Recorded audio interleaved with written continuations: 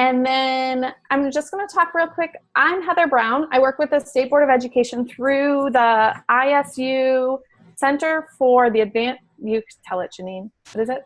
Oh, Center for the Advancement and Support of Educational Initiatives. There you go. So we work as math content specialists. So Janine and I have been working together for a little over a year. I've been here for about 6 years. And what we're trying to do, we started this in the spring as kind of a trial period. And I think we've kind of worked out how we want to do, but we're really trying to think about how to spread the joy and wonder of mathematics is what I keep telling everybody. So we're trying to have a community where people can share what they're doing in their classrooms or what they're doing with regards to different things, and then have conversations about it. So to begin, today our topic is lesson study. So how many of you have been involved, and since it's video, most of you can just raise your hand, have been involved in a lesson study? Okay, so awesome. So we're going to talk a little bit, let's see. Hi, this is Akihiko. Hi, Yay! Welcome. How are you? Hi, thank you. How are you? Good. So we just started. So we're kind of talking about why we're doing this. So why IL MathCom came to be is to try to provide a way for us to communicate with other people across the state. I'm going to go ahead and share my screen with you.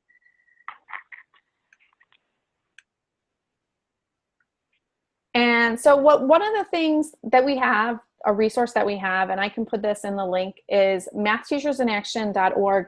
You can see our lesson study information. Great.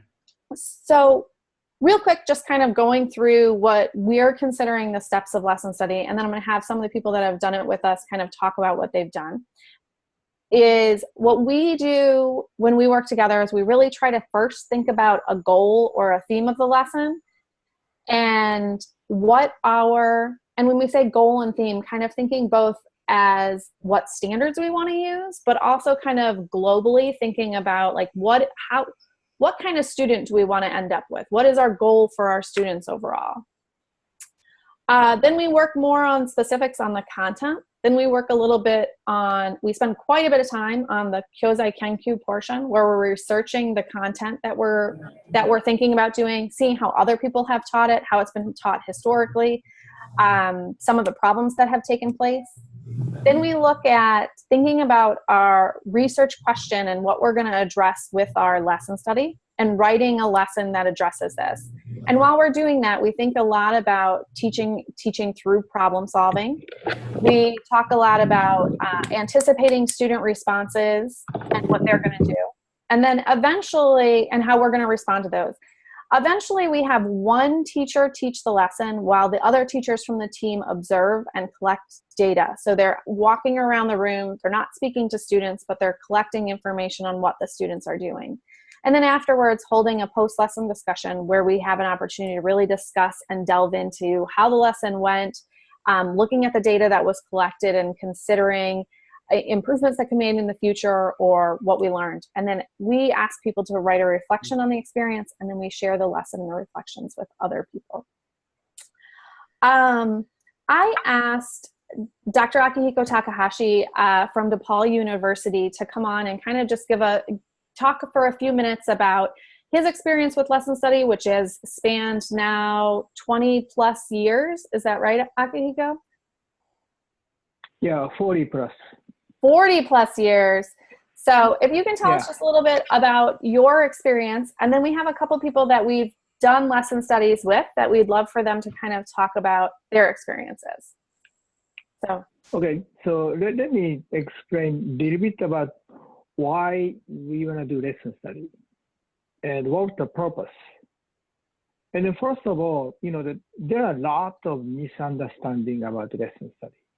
One of the big misunderstanding is, for example, the design a lesson, one of your colleagues teach, and then, the other teachers observe and then collect data to discuss about the impact of a lesson.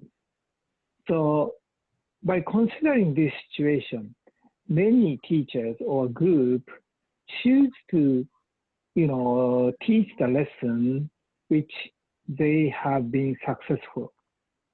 For example, all the many people come to my classroom and let me choose that my favorite lesson, which I've been using for several years, and it's always very impactful.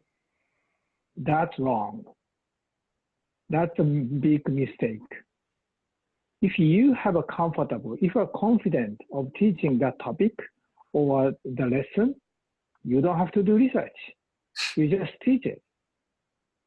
However, why we want to do is something that you, a student, always struggle, or you are not comfortable teaching, or you are, you do not know how to teach because this is a new content or new emphasis. That's the reason why we want to study. So the choosing a topic or the lesson that may be troublesome, or it's very difficult to see the impact. Therefore, we work together to collaborate with your colleagues and then came up the best ideas among yourself by doing some groundwork, which is like a literature review or do some research, and then come up, okay, so this may be the best way for my student at that time. So the lesson should be designed is specifically for the student in front of you, and then see the impact. Even like you can use some textbook program. However, as I always said, any good textbook is a medium-sized jacket. We talked about it, my student is different from other students. So then what do you want to do? How you want to modify? So always it's very important to adjust your student need. So therefore that the lesson plan for your lesson study is a custom-made lesson for your student. So without knowing a student, it's very difficult to design a lesson. So, as a result, you cannot simply distribute the result of your lesson plan to other schools. Oh, this is the best lesson plan, you can use it. No, that's not. This is always, lesson should be custom made, which classroom teachers or math teachers always doing every day. However, it's very difficult to see that your modification is impactful or your modification is right. We never talk about this. We never examine this process. So study bring your colleague's eye to see the modification or adjustment or creating a new idea, then how it's impact to your student. So that's a lesson study. The lesson study is a kind of teacher research to overcome the common issues, the challenging issues in teaching and learning mathematics, but not only necessarily mathematics, other subjects too. So as I said, if you have a problem or difficulty or issues in teaching and learning, you have to do lesson study. If you have no problem teaching subject, you don't have to do lesson study. So that's my kind of opening. Yeah, I'm sure there are lots of us that have absolutely zero problems ever teaching, so we don't need to do lesson study, right? Or everyone fits into the other category. That's great. So Wendy, can you kind of talk about, Wendy Stevens is one of the people here. She was part of one of the lesson studies that we worked on virtually. And what Dr. Takahashi just said is kind of where we started. Can you talk about how we decided on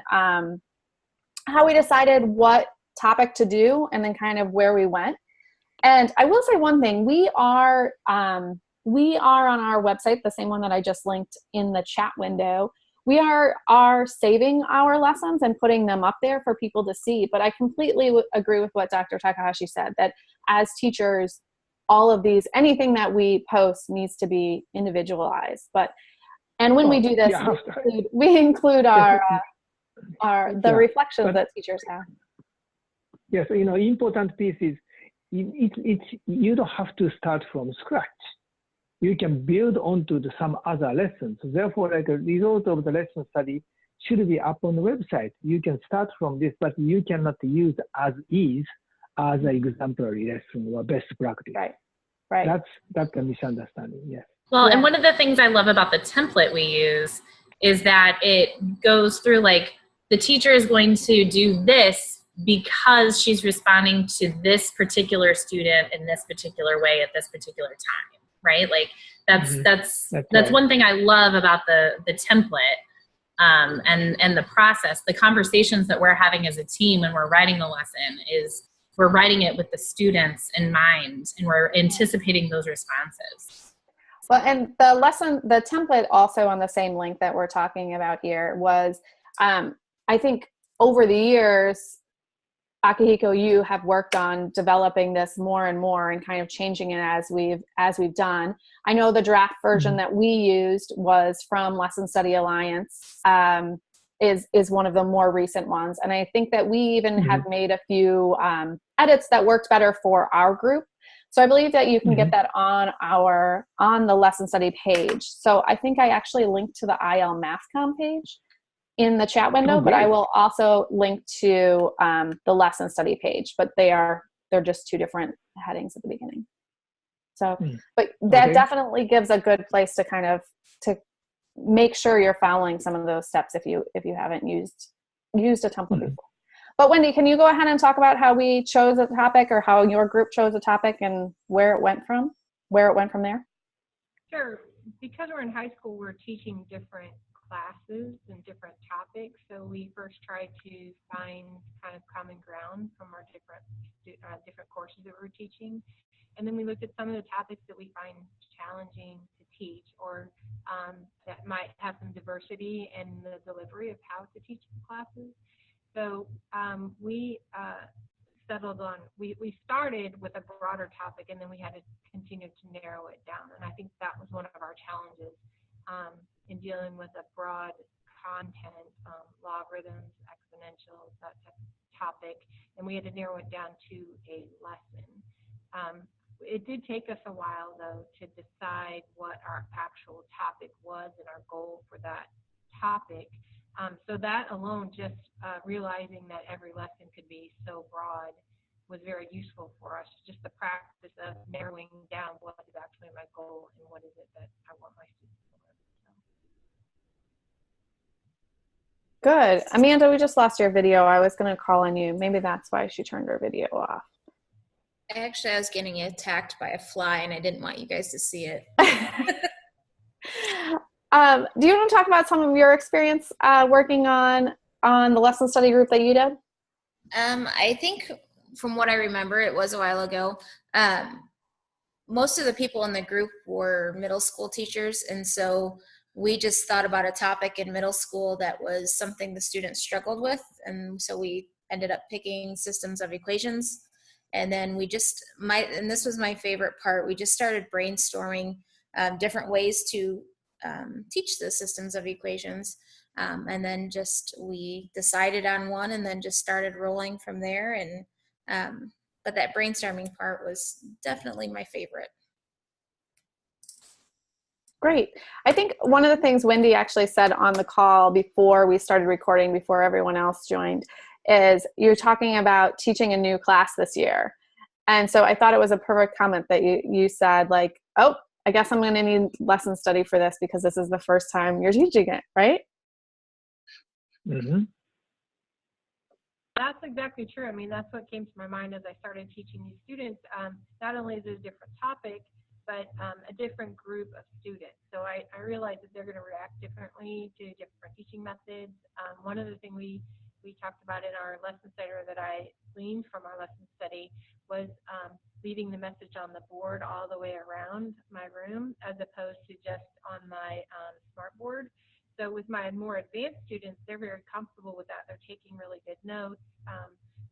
It is still very effective with them as well, but I can see where that is so useful with my more challenged learners, how when I leave that story up all the way around my room, they tend to even physically go visit different places in my room to reinforce or reinvestigate something that we've already talked about.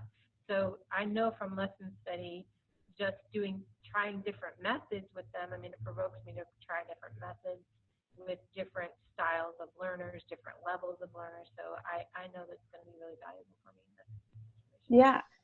Akihiko, would you mind talking a little about, I believe she's talking about Banshu. or Bancho. I'm not exactly sure how to Mm-hmm. pronounce it. Can you talk a little bit about kind of the ideas behind that and why we talked about how important we think it is to leave the story up there. Can you give a little more details about that? Sure. Yeah. Like common core, the common core mathematical practice. The number 3, they talk about developing viable argument and critique others. That actually, we encourage students to kind of have a good discussion about mathematics. And then developing viable argument, that means not just simply explain how you come up. The viable argument means more strong word, right? Rather than explaining to others. So you want to have some kind of debate, critiquing others, like developing viable arguments to justify their solution. So that's kind of heat discussion you want to have. However, if you have a class, even like a small group, if you have such kind of discussion, the students who are listening to this discussion, it sometimes make it feel difficult to see what they are talking about. So if you have, we always talking about some visual aid might be powerful. So the bunch of the board writing is like a place for you can see the student different ideas, different approaches, or even different answers put side by side. And then when you have a discussion, you could identify which part you are talking about, which equation you are talking about. So which parts are different, which parts are similar, how the diagram looks like. So this is the kind of, board writing should be a collective think part of this discussion. If you have a PowerPoint slide, or if you have like overhead, each solution you can show. However, each time you have to switch. And it's very difficult to compare side by side. So therefore, having this large size board in front of the class or group to have some discussion is really helpful. And in that case, not just showing your idea, my ideas, but also like comparing, like sometimes using color, like markers to distinguish that ideas or something in the basic assumption or where this idea coming from, what is the definition, where this idea coming from, and then so that you could see the entire debate or discussion visually. Especially this is very important for the student in slow learners. Because slow learners, by listening to the heat discussion with some kind of student, it's very difficult for them to really catch up to the discussion. So like a board writing could involve all the students in the same place. And then at the end of the class, you can see what happened through the lesson. You can see everything. That also help to students to take a note. Because even though you have a good discussion, if you do not take a note, it's easy to forget. So like a note taking is very important. However, we often do not teach how to student or do not help students how to record the good discussion or important mathematics onto their notebook. So that the board writing can be the good tool for nurturing student note-taking skill. So the student who weak in the foundation, he or she may just simply copy the board writing. That's fine, better than nothing. However, like advanced students who can take a note while listening, while looking at the board writing. So I think that traditionally in the U.S. mathematics classroom, the writing is not so emphasized. However, doing mathematics, always writing is important, not only your own work, but also your friend's work. So therefore, the board writing is quite important for them to write not only your work, but your friend's work, and then highlight of the discussion, and also like the summary of the end of the classroom. That's that's a kind of brief explanation about board writing and note taking. Yeah, And when you're saying that, so we kind of focus on doing that process during during the actual lesson, but you're saying that you use this after you went back to your classroom and used it on other lessons? Well, in order to do so, you need to be ready for this board writing. In order to do so, when you design a lesson, you have to anticipate the students' possible solutions, possible approaches, and then be ready for what kind of, like a design of the board writing could highlight that important mathematics. Not just let them discuss. The discussion should be purposeful discussion because teacher have a clear goal that where you want to bring students. So that's all this design. So it's an important part of the lesson design. So yes, even today, we were doing patterns with my informal geometry class. So talking about patterns and creating a pattern, designing a pattern. So we started with a series of patterns, but we started on the first, and then I had students go to the board and draw what they thought the next figure would be. And then I had another student go to the board and try to describe in words what they thought was happening. And so seeing visually what students drew, then the other students were able to critique the description and even the picture. And then when we moved on to the next picture, I had students refer back like, no, because last time you didn't say above or below. So this time you have to say above or below, or they could have written it in either place. So they were using actually sometimes my favorite no from the problem before to move on to the next one. So they were definitely identifying, and then we could go back and say, oh, remember what we forgot on this description. And so having those visual descriptions and patterns up on the board, the steps they were taking, and not erasing them, like leaving them there and referring back to remember what we did here, or even highlighting with a different color, was very helpful to those students to have those visuals all around the room as we worked. That's awesome. So we're really with the IL MathCom, we're trying to create discussions, not necessarily just people talking at you or talking to you. But I do appreciate Dr. Takahashi and Wendy and Amanda kind of sharing some of their ideas. But I would love to hear from you guys. So it seems like almost everybody on the call has done lesson study before. Are there things that you think that during a lesson study, or can you give an example of that during a lesson study, caused you to change your teaching beyond the lesson study? So not just for that one topic, but like Wendy is saying, starting to realize that this board writing is valuable in multiple lessons, right?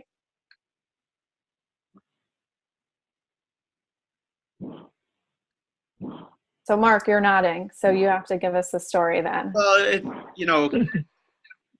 I had mentioned we work with pre-service teachers, and so we're always having them focus also on one of the principles to actions, one of the teacher practices. And so lesson study, it also works for us to collect data on that, and so that we can share that with them, because that's something we want them to continue doing and working on. And so being part of the planning team, I think, is what makes it work, because then we have the opportunity to actually say, well, when are you going to do this practice, and does it make sense to do that here? And I think the questions that we ask during the planning session are also what helps later on when we're not there, when they're just with their mentor or when they're by themselves, of asking themselves these questions so that they can, like we heard, anticipate student where are they going to struggle, which is what we want them to do. What are you going to say when you see particular strategies being used? And so I think those are the things that are really valuable for us through this process that we can't see just during the normal observations. What about you, Jeff? You were kind of nodding as well. You're muted right now, so you need to unmute. So I want to say hi to Akihiko. Hello. Hi, how are you? I'm doing well, thanks. So Jeff and I went to school in Buffalo together too. He doesn't remember me though. Oh, okay. That's a while back. Oh, I do remember now. Okay, so the thing that came to my mind first was watching Akihiko work with teachers. And Heather, you just asked about this. Does that kind of work with boards only work during the lesson? But this past spring, Akihiko was working with some teachers in the Chicago area, and he used that process to help them understand by engaging them in problems and having the different just 3M poster notes up on different parts of the room, and really building a fight between this board display, that board display, and that board display. So I've seen him talk through that himself with teachers as well. It's very effective in the professional development context too. And the other thing I think this kind of happened as I started learning about using boards was something I just did 2 days ago in my class here. I work with pre-service teachers in a geometry context, and I asked them to work as a triple. So 3 students came up to the board, and I said, we're all doing the same thing, but we're going to do it lockstep together and not just disregard each other, so that what comes out is a package. So I wanted the coordination. I wanted them to see that making a drawing, they were doing a pretty simple thing. Euclid's first proposition, prove that you can build an equilateral triangle and defend the steps. So one person was making the drawing, but only one part at a time. The other person would write down the step, and then the third person would write down a reason that justified it. And it sounds simple saying that, but I found that we don't usually do this. We don't usually make students watch each other and step together through a process.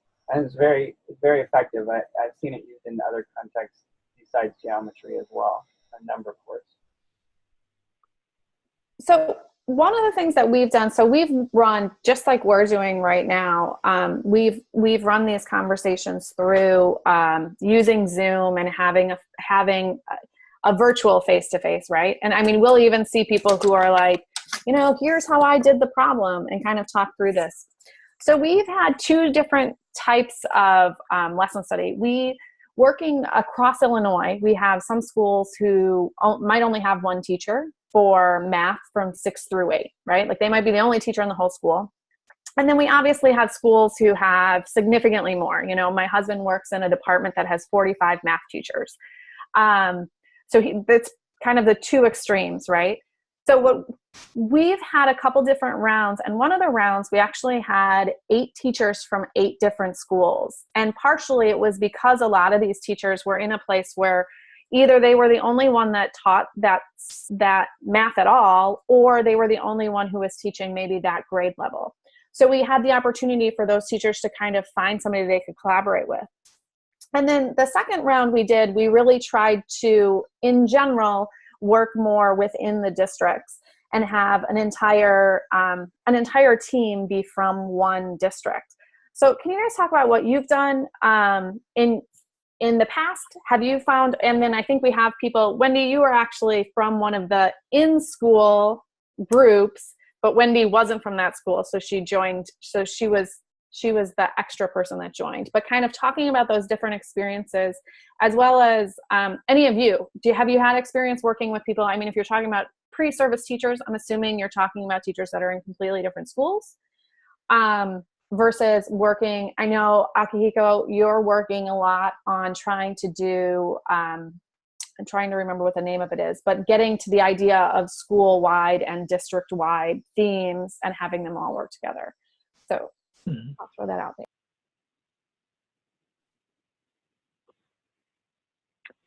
Well, you know, if you have like a 10 math teacher in your school building, and then only 2 of you is doing lesson study, you may not be able to see a much impact on student learning, because you know the year by year, teacher by teachers, the teaching approach or like a emphasis on the teaching different. However, you know, like for example, like a middle school, you have like 5 teachers who teach all mathematics. Everybody with the same group, the same lesson study group and do some discussion. And then now they start sharing the ideas across the school. Now you start see an impact. And that's so powerful. And then, the school-wide is like all the teachers have us under the same theme and work together, make a subgroups to do the multiple lesson study cycles throughout a couple of years. And then within 3 years, you start seeing an impact on student learning outcome. It's really powerful.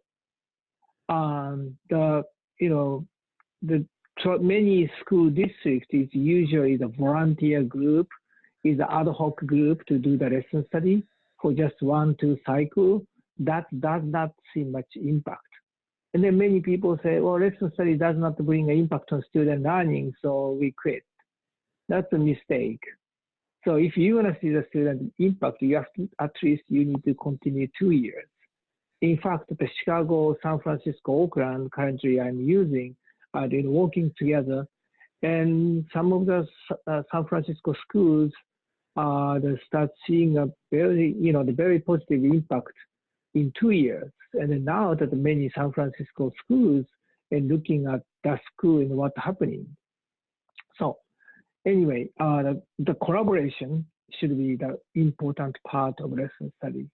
So, if there's only one teacher who teaches in one high school, that's relatively easy. However, those teachers have to work with other teachers in a similar school district so that they could share their concerns and then work together to come up with new ideas. So that's my thought.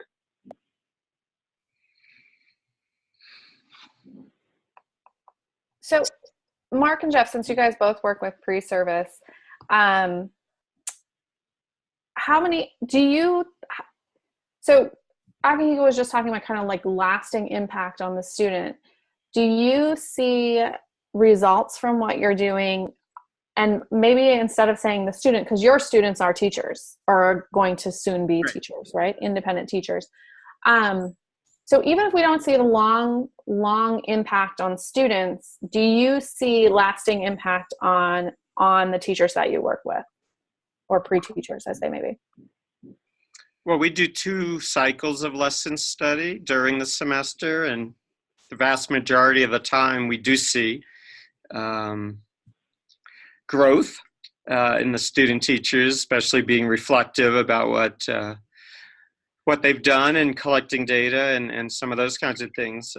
But I'm also thinking about taking a sabbatical next year and following some of these folks into their first year teaching jobs and hopefully finding some funding to continue lesson study with them at their new schools, and maybe including some of these other pre-service teachers. And, you're using, a format like this that's virtual. And so I would love to continue on with them. I mean, we know new teachers need a lot of professional development, and this would be another way to support them with that, but continuing the sort of lesson study format. So those are my plans. Yeah, we haven't noticed a big, I actually worked with Dr. Takahashi for, 9 years. We did lesson study through either the Chicago Lesson Study Group or working at DePaul or at Stevenson High School. And we always did face-to-face. And I will say, there's definitely a difference working virtual. You always lose something. But I've found that overall, we've maintained most of the same feelings that we had before. You still have, arguments. You still have people agreeing. You still have people saying you don't understand me, right? Like that happens face-to-face too. It's not just online. Like we like to blame it on the cameras, I think. But we have pointedly kept the fact that when you get to the actual lesson, research lesson, we have asked people to travel. And we've tried to use like some video, but it's just, I think you can't collect data in the same way as you can from being there. I can say something about trying to follow pre-service teachers out to see if there's an effect on schools. And just in this is a very broad comment from looking at funding at a national level.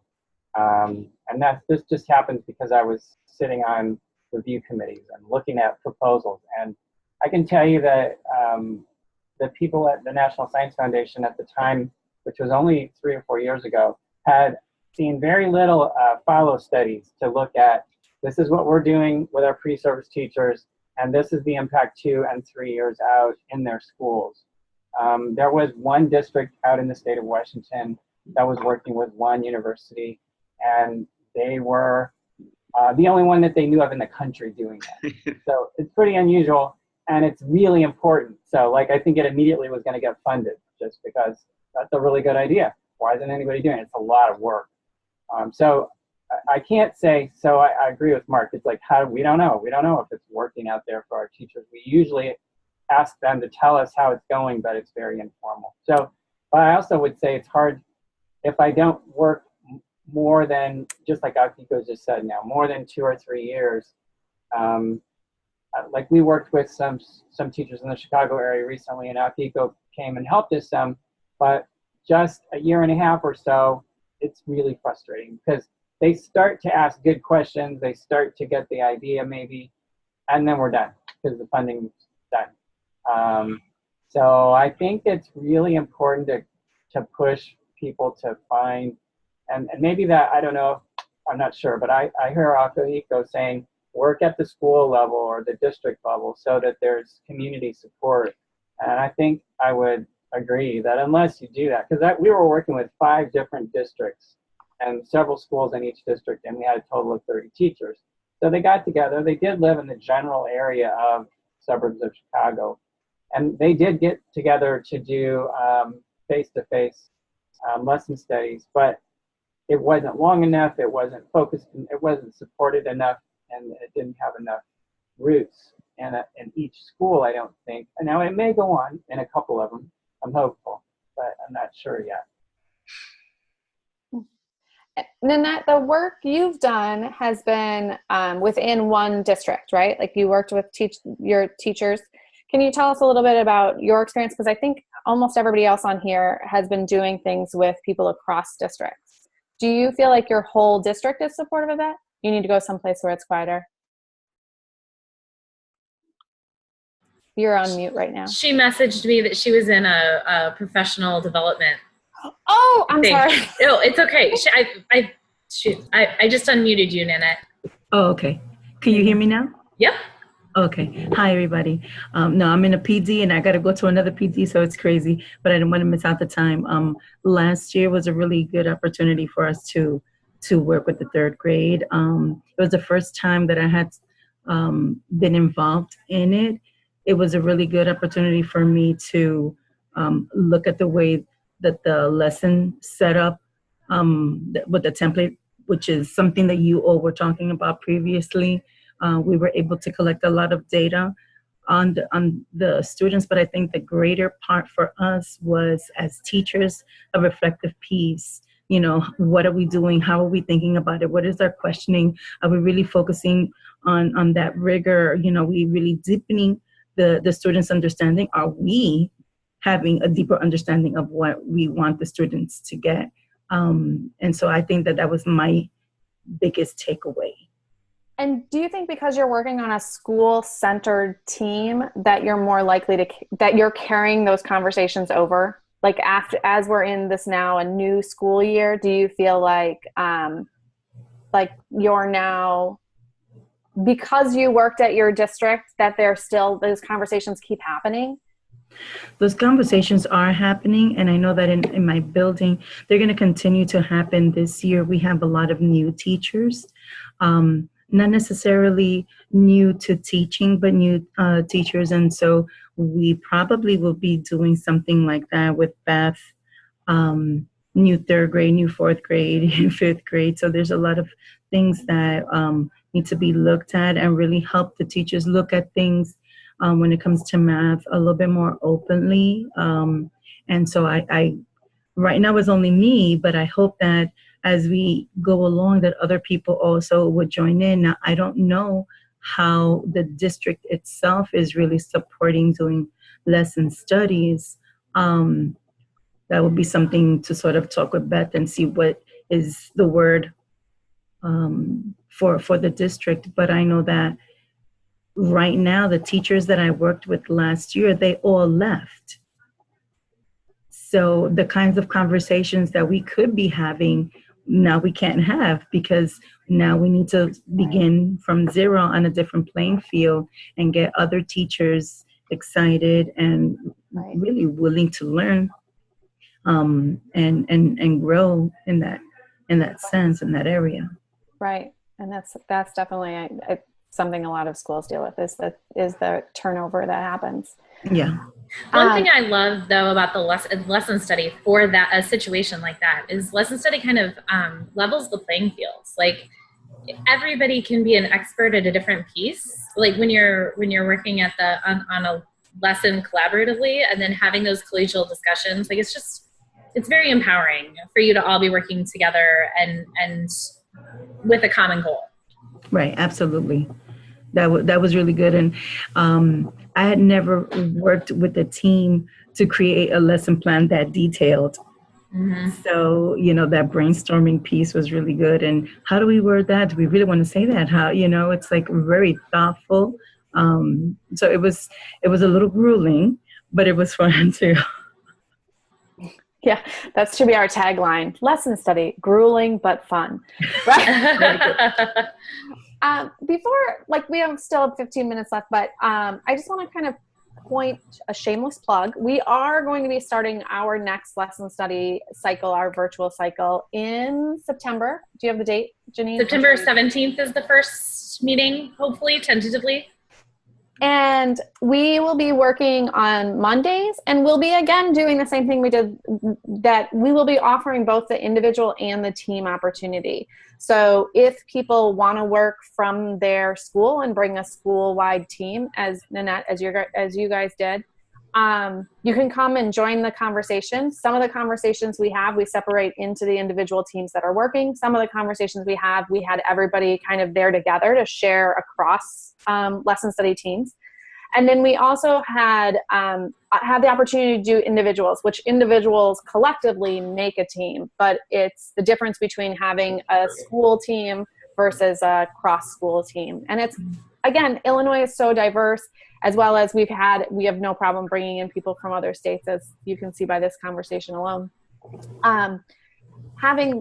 Having those different types of conversations where some of them are across schools, especially with teachers that feel isolated, versus ones where we're able to kind of think about the department as a whole or grade level as a whole. The three grade 3 teachers, or the three, the 5 teachers who teach, second grade or something like that. Well, I think I'll talk to some of the people on our staff and talk to Beth and see if anybody would be interested in doing that. And if not, then I would work on that alone, which is sad, but we'll see. Yeah, well, that's great. All right. Does anybody else have any questions that you want to ask? I know with Dr. Takahashi here, I know that those of you who have done lesson study with Janine and I, we reference his work a lot. So does anybody have any questions either for him or for each other, or kind of thinking about what to do in the future?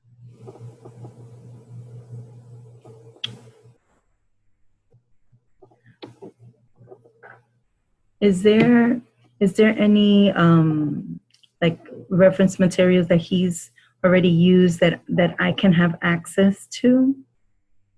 Like articles or books or anything like that for my own reading? Yeah, well, I have several articles, regarding lesson study. Let's see. Well, you can use Google search and my name. There are a bunch of articles, and then you can, some of them are online available free, so you could, read, and that might be helpful. And then another thing is, the ISB is offering online courses. However, I plan to offer a course for school. where you want to establish a school-wide lesson study and start from winter. And it's going to be a very intensive, like 4 courses. Each course consists of 6 meetings. So like over the year, every year, the 1 year to go through this process. However, I'm going to visit the school every week and then working with the entire school teacher, like 12, 20 teachers who teach mathematics, and then guide them through kind of curriculum analysis and teaching through problem solving, and then designing lessons and actually conducting research lessons. So it's more like a face-to-face intensive establishing school-wide lesson study. That kind of course I can offer through DePaul. So that might be another option, who become interested in doing cross-school online program, and then they really want to have a strong support from principal to we want to establish a school-wide. So that might be a interesting, the program that I'm planning to offer. And so if somebody wanted to do that, if somebody wanted to do that, how would they find out, where would they search to find that? Because we are more than willing to kind of share that information. No, it's not available yet. So okay. I'm planning right now, so it will be available in the DePaul website. And, so this is one of the part of the DePaul micro-credential program. Got it. On lesson study. So I've never done before, but I've tried. I see. That sounds great. Whenever you come up to it, if you want to share it, if you share it with me, I can put it out to our listserv. We send out once a week, we send out a message. And so I can say, based on the work that we've done before, here is an offering that you're doing. So let me know. Yeah. Good. Thank you. Any other questions for each other or for anyone?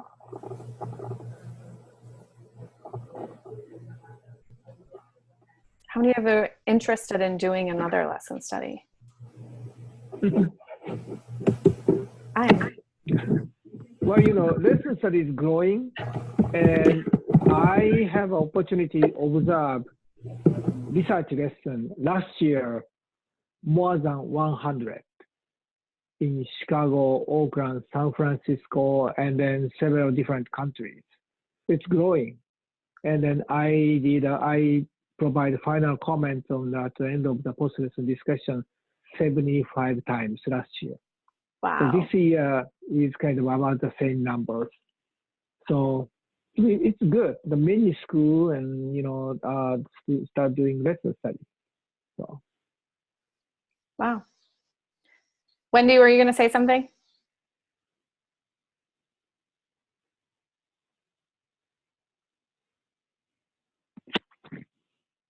Sorry, hello. Just that I definitely want to. I just don't know if I can right now this time around. But I'll definitely. I mean, I'm working on some of the things anyway individually. But as you know, like I didn't have anyone else here at my school that was participating, and now I'm the only one teaching this course here at the school. So I don't know if there's some way, like I'm teaching geometry, so I don't know if there's any way of like maybe when we sign up or when people sign up, they can kind of put out some topical idea that they might be interested in doing. Like for instance, that would be helpful for me if I knew somebody who was doing some other similar kind of topic that I was interested in. That might help me to say, okay, now I'm ready to jump in, because that's really something that not only am I working on, but I'm working on it and it will be effective for me right now. So right. Just a thought. Right. Absolutely. All right, then I think we're going to go ahead and wrap up. Thanks so much for everybody for joining us. I liked hearing how everybody's using it in different places and how you're continuing to use it. And I'd love to follow up with some of you again in the future, either with this upcoming one that we're offering, or just to have some further conversations. So I hope you'll join us for future IL Math Comes. The next one will be about the transitional math for high school. And then we will have one that is geometry in construction, will be in September. So And if you have any ideas for moving forward after that, let us know, and we can certainly make sure that we include them. Anything else, Janine? Thank you very much. All right. Thanks, guys. Have a good day. Thank you so much, Dr. Takahashi. Yeah, thank you. Thank you very much. Bye. Bye.